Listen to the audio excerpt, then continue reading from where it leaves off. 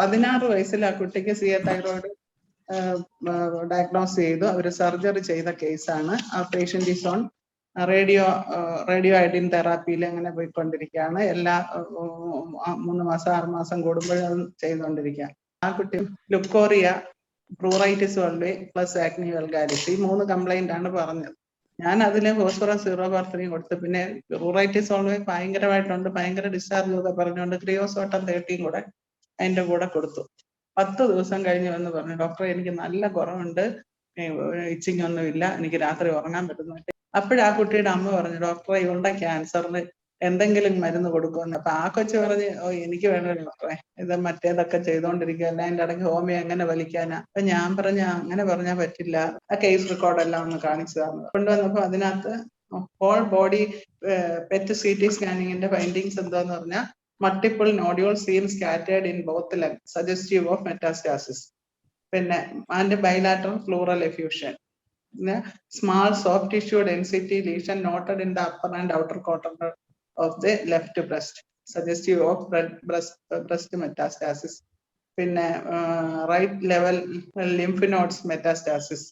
Thyronome 200 mcg dilate കഴിക്കുവാണ്. ഇവിടെ thyroglobulin level always above 350 ഒക്കെയാണ്. Normal level പറഞ്ഞാൽ 74 വരെയൊക്കെ വരാവുള്ളൂ. 1 to 74 വരെയൊക്കെ വരുന്നിടത്ത് 350 ആണ്.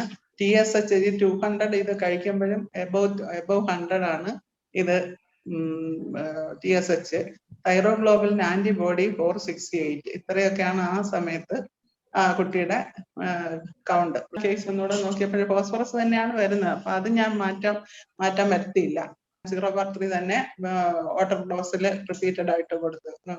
3 times അത് മാറ്റരുതെന്ന് പറഞ്ഞു. പിന്നെ ഫൈറ്റലക്ക 200 1 റംബിൾസിലും മറ്റേ കാൽക്കേറിയ സിലിക്കേറ്റ 30 മോർണിംഗ് കഴിക്കാൻ പറഞ്ഞു. 3 മാസം കഴിഞ്ഞ് അവരുടെ ചെക്കപ്പിന് പോയപ്പോഴത്തേക്ക് അവരുടെ തൈറോഗ്ലോബുലിൻ എബവ് 350 ഒക്കെ നിന്നത് 203.5 ആയി. കാൽഷ്യം 8.5 ആയി. TSS 68 ആയി. അടുത്ത 3 മാസം കഴിഞ്ഞിട്ടുള്ള ചെക്കപ്പിന് പോയപ്പം ആ കുട്ടിക്ക് TSH 8.3, തൈറോഗ്ലോബുലിൻ 28, തൈറോഗ്ലോബുലിൻ ആന്റിബോഡി 5.03.